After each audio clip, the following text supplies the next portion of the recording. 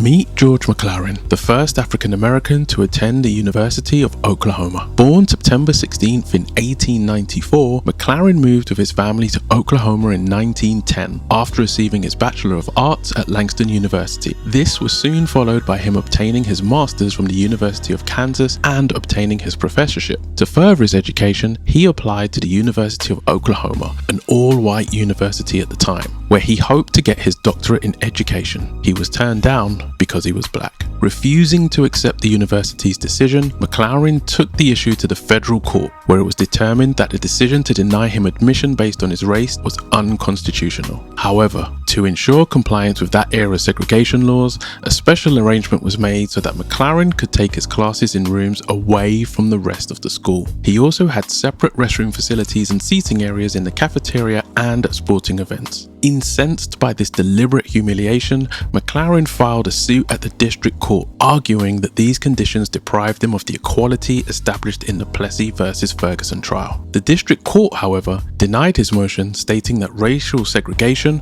was a deeply rooted social policy of the state of Oklahoma. McLaurin took the case to the Supreme Court, where it was determined that his 14th Amendment rights meant he must receive the same experience as the other white students admitted at the university. The most remarkable thing about George McLaurin, though, separate from his unending fight for a right to proper education, was that he was 61 at the time and is still listed as one of the top 3 students at the college.